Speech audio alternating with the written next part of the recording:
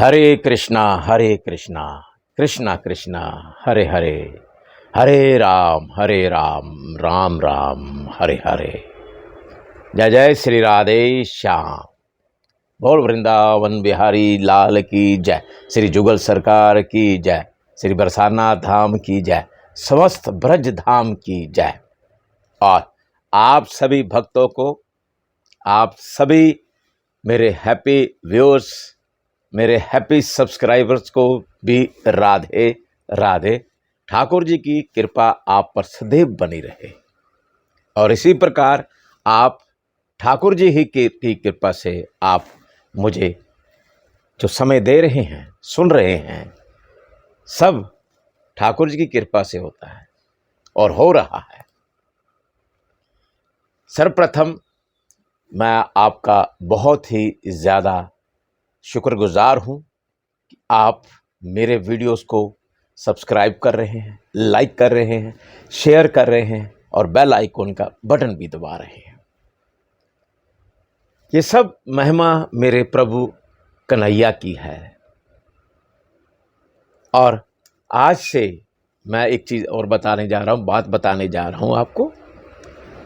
किसी प्रकार की धार्मिक ब्रज धाम के बारे में कोई भी जिज्ञासा हो, कोई भी आपके मन में कोई बात उमड़ रही हो कि ऐसा नहीं करना चाहिए या ऐसा करना चाहिए था, कोई भी जिज्ञासा हो तो आप अपना जिज्ञासा, आप कोई भी प्रश्न है पूछना चाहते हैं, जितना ज्ञान मेरे पास ठाकुर जी ने दिया है उतना मैं जवाब अवश्य दूंगा आपको। इसलिए आप मैसेज बॉक्स में जाकर अपनी जिज्ञासा, अपना प्रश्न अवश्य लिखेगा और उसका जवाब मैं,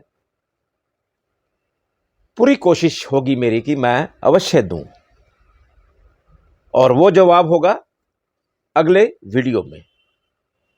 इस वीडियो में डालिए, आप लिखिए, मैं अगले वीडियो में उसका रिप्लाई दूंगा। आज भी मैं एक विशेष चर्चा करने आया हूं। ठाकुर जी की कृपा है, राधा रानी की कृपा है। हम बड़े चाव के साथ, बड़ी श्रद्धा के साथ जैसे भी कोई त्योहार आता है, हम बाजार से, मार्केट से या ऑनलाइन से भगवान के विग्रह मंगवाते हैं। लड्डू गोपाल जी भी मंगवाते हैं, दुर्गा मैया भी मंगवाते हैं, राम परिवार भी मंगवाते हैं, हनुमान जी का विग्रह भी मंगवाते हैं। बहुत सारे देवी देवताओं के बड़ी श्रद्धा पूर्वक हम घर में स्थापना करके हम पूजा अर्चना करते हैं। अच्छी बात है, करनी चाहिए पूजा अर्चना। ये तो बहुत ही सुंदर विचार है। हमारा भारतवर्ष जो है, भारत धरा है, बहुत ही पवित्र है। सारे विश्व में देख लीजिए, सिर्फ एक भारत आपको ही नजर आएगा, दिखाई देगा, यहाँ सभी भगवान ने यहाँ पर बहुत सारे यहाँ अवतार लिए और भगवान श्री कृष्ण ने साक्षात रूप से यहाँ ब्रज धाम में लीलाएं की हैं और भक्तगण हम भी उमड़ पड़ते हैं दर्शनों के लिए ब्रज धाम में। और आगे तो ब्रज यात्रा शुरू होने वाली है, 84 कोस की यात्रा शुरू होने वाली है। अब तो त्योहार ही त्योहार है ब्रज धाम के, सीधी सी बात है। और भक्तों का मन होता है कि हम भी परिक्रमा लेके आए गिरिराज धरन की, गिरिराज बाबा की। आगे भी चर्चा करूंगा। आज मैं एक विशेष चर्चा करने आया हूं जिस पर आपको गौर फरमाना होगा। क्या होता है कि हम पूजा अर्चना करते हैं बिल्कुल अच्छे सुचारू रूप से करते हैं, तो क्या होता है कभी कभार किसी अनजाने से हमसे ही हो जाता है कि जो विग्रह लिया हुआ है अपने भगवान का, कई चीज़ों में उसका निर्माण होता है। कोई पीतल के हैं, कोई वाइट मेटल के हैं, कोई पॉलिथिक मटेरियल के हैं। तो क्या होता है कि कई बार वो अपने स्थान से किसी भी कारण से वो गिर जाते हैं। और भगवान का विग्रह जो है, माफ़ करना, भगवान का जो विग्रह है वो खंडित हो जाता है। हरे कृष्णा कृष्णा कृष्णा हरे हरे। तो हम लोग क्या करते हैं,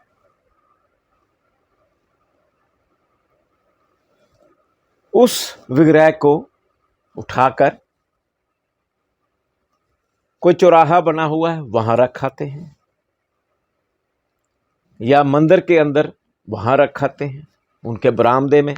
मैंने बहुत सारी जगह देखी है ऐसे कि जो चौराहा होता है, गोल चौराहा है या कोई भी स्थान ऐसा है, तो हम लोग छुपते छुपाते वहां पर उस विग्रह को, जिनकी हम पूजा अर्चना घर में करते थे, बड़ी श्रद्धा पूर्वक धूप अगरबत्ती भी देते थे, भोग भी लगाते थे और अपने प्रभु से प्रार्थनाएं करते थे कि हे प्रभु, हमारी मुश्किलातें ये हैं, हमारे दुख ये है, उनका निवारण करिएगा। करते थे ना, करते थे। क्या होता है, जब वो खंडित हो गया, उसको हम उठाकर चौराहे पे रख देते हैं खंडित को, या फिर मंदिर में। कई बार मैंने देखा है कि पीपल का पेड़ है वहां पर, वहां नीचे रख देते हैं कि मंदिर वाले अपने आप जल अर्पित कराएंगे। जी नहीं, वो तो पड़ा रहता है, उसका पाप किसको लगता है?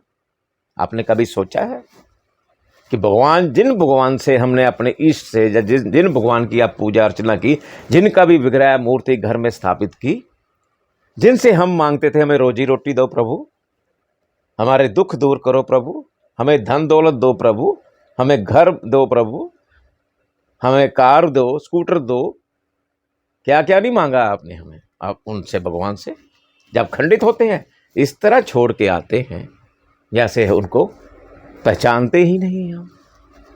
बड़ी दुख की बात है, बहुत दुख लगता है ऐसा। तो फिर क्या होता है, भगवान हो जाते हैं रुष्ट आपसे, जो ये घृणित कार्य करते हैं।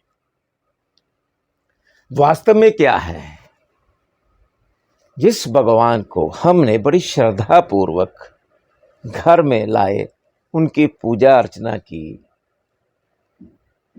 उनको नहलाया धुलाया भी, उनको भोग भी लगाया, उनको धूप अगरबत्ती भी दी, उनकी आरती भी की, बड़ी श्रद्धा से परिवार के संग भक्ति भी की, जब वो खंडित हो गए तो उनको मंदिर के या चौराहे पे रखाए। सबसे घृणित कार्य है ये। मेरे प्रभु भगवान श्री कृष्ण रुष्ट हो जाते हैं। आपने ये क्यों नहीं किया, जिस भाव के साथ आप भगवान को कहीं से भी, किसी भी दुकान से, किसी भी बाजार से, किसी भी मार्केट से या धाम से लेकर आए हैं, बड़ी श्रद्धा से, खंडित हो गए हैं, कोई बात नहीं, हो जाता है, किसी भी अनजाने ढंग से हो जाता है। तो क्यों नहीं आपने श्रद्धा पूर्वक उनको जल अर्पित किया? उनको जल प्रवाह करना चाहिए था आपको। इतना क्यों आप सोच लेते हैं कि हमारे पास वक्त नहीं है? कल को प्रभु ने सोच लिया कि ये भक्त जो मेरी पूजा अर्चना कर रहा है, तो उन्होंने वक्त नहीं दिया, तो फिर क्या होगा? सोचने वाली, विचार करने वाली बात है। मान लीजिए आपके घर का बच्चा जो है, उसको कोई दिक्कत आ गई, या घर के प्राणी को कोई बीमार हो गया या कुछ भी हो गया, तो क्या आप ऐसा कर देंगे? नहीं करेंगे, दिल से लगा के रखेंगे। तो प्रभु को जितना भक्त अपने हृदय में रखेगा, वैसे क्या आत्मा का संबंध जो है वो परमात्मा के साथ है। ये जो मानव जीवन है, ये तो माटी बन जाएगा, आपको पता ही है, मेरे बताने की ज़रूरत नहीं है। जो आत्मा है वो परमात्मा के संग रहती है। प्रभु ने जो आत्मा बना रखी है, जैसे वेव्स हैं, जैसे हम मोबाइल से एक दूसरे से अंतरिक्ष से जाकर सैटेलाइट के द्वारा जाकर हम लोग कहीं भी बात कर लेते हैं। जैसे मैं अब वीडियो अपलोड करने वाला हूँ, कर रहा हूँ, तो आपसे चर्चा कर रहा हूँ, तो आप पता नहीं कहाँ कहाँ रह रहे हैं, सारे विश्व भर में कुछ सेकंड में आपके पास मैं पहुँच जाता हूँ। आप मुझे देख रहे हैं, आप मुझे सुन रहे हैं। तो क्या करना है आपने? जिस विधि से प्रभु को आपने अपने घर में स्थापित किया, जिस श्रद्धा भाव से आपने प्रभु को घर में स्थापित किया, उनकी पूजा अर्चना की, कोई बात नहीं, कभी अनजाने में विग्रह मूर्तियां खंडित हो जाती हैं, तो उनको बड़ी श्रद्धा पूर्वक विदा कीजिए, बड़ी श्रद्धा पूर्वक उनको जल अर्पित करिए और उन्हीं के स्थान पर दूसरा विग्रह लेकर आइए और घर में स्थापित करिए। स्थान को रिक्त नहीं करना है, स्थान को खाली नहीं करना है, तो भगवान रुष्ट हो जाते हैं। हमारी ये छोटी छोटी जो बातें होती हैं कई बार बहुत पीड़ादायक बन जाती है।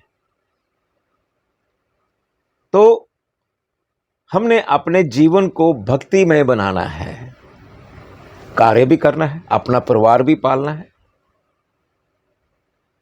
सबसे बड़ी पूजा तो आपके परिवार की है, जो आप गृहस्थ जीवन में अपने माता पिता की सेवा कर रहे हैं, अपने बच्चों का लालन पोषण कर रहे हैं, अपने भाई बहन की लालन पोषण कर रहे हैं।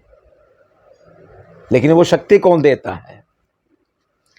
मेरे कन्हैया, राधे राधे। वो शक्ति कहां से आती है? इस प्रभु से आती है। प्रभु सारे सौर मंडल के पालन कर रहे हैं, सारे सौर मंडल का। आप ध्यान से सोचिए ना कि छोटे छोटे जीव जंतु, चींटी तक भी भोजन अपना ढूंढती है और कहाँ से ज़मीन के अंदर अपना घर बनाते हैं। ऐसे ऐसे भी पशु हैं या पक्षी हैं। और देखिए कितना प्रभु ने हर एक को अपने भोजन की व्यवस्था करने की उनको अकल दे रखी है, उनको समझाया हुआ है। प्रभु ने अपने आप उनके ब्रेन में, दिमाग में आ जाता है। जैसे पक्षी हैं, जंगल में रहते हैं, वो पेड़ में क्या करते हैं, अपने चोंच से, लंबी चोंच वाले, आप देखिए वीडियो देख सकते हैं, आप यूट्यूब पे आपको मिल जाएंगे।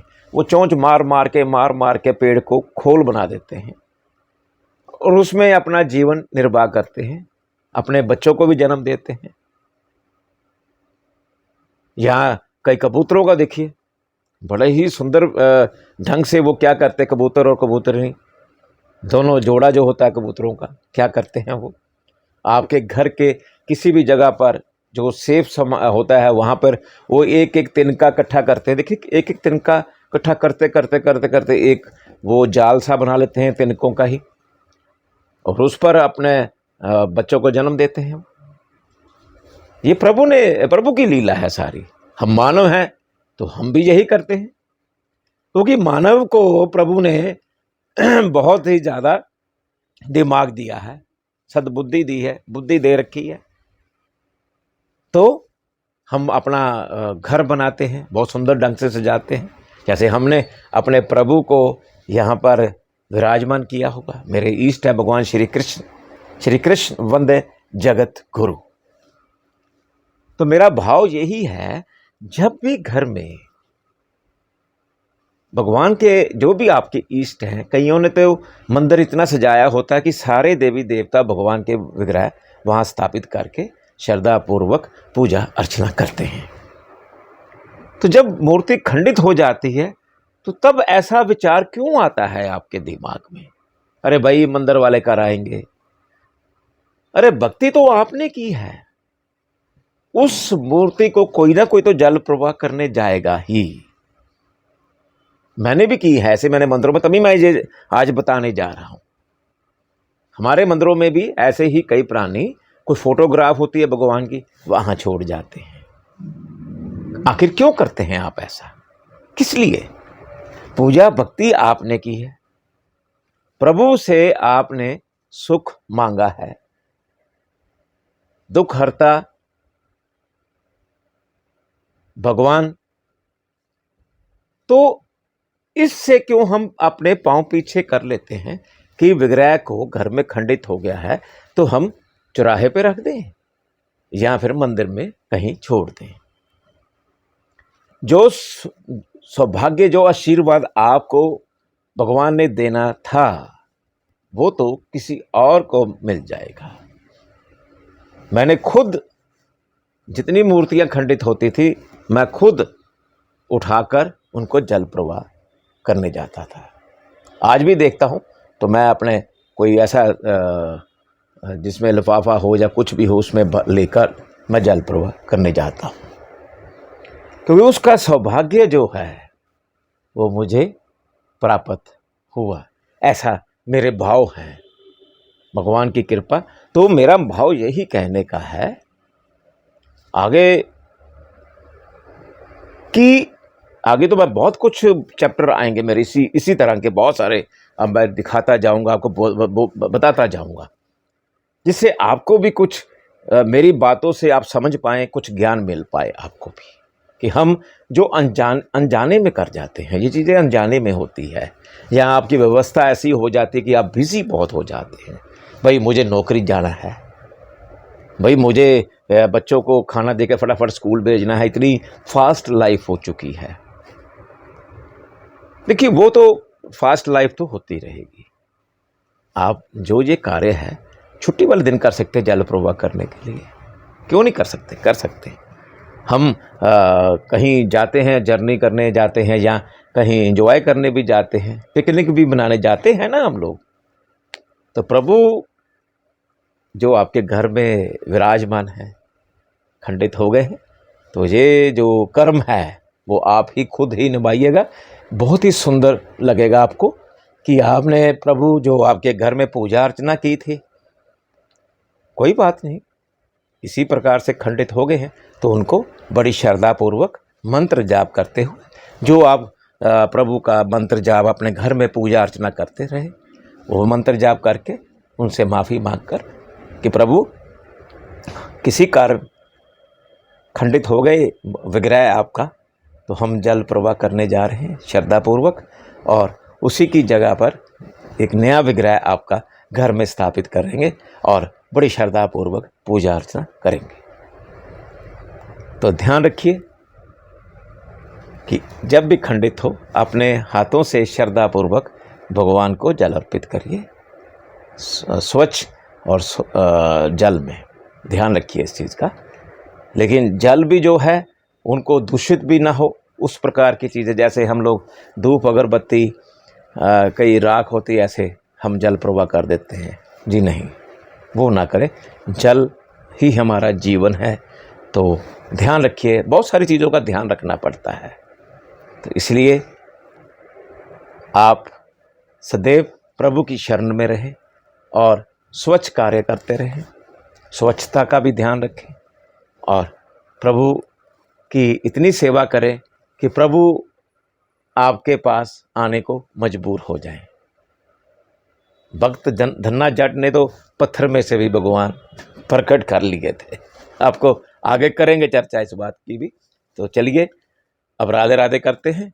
तो आपके कोई भी जिज्ञासा हो, आज अभी आप मेरे मैसेज बॉक्स में जाकर इसमें तो अपने एक प्रश्न पूछ सकते हैं। जितना ठाकुर जी ने मुझे ज्ञान दिया है मैं कोशिश करूंगा उसका जवाब देने का भरसक प्रयास होगा मेरा।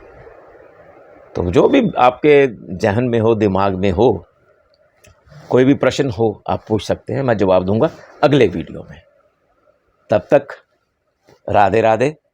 हरे कृष्णा कृष्णा कृष्णा हरे हरे, हरे राम राम राम हरे हरे।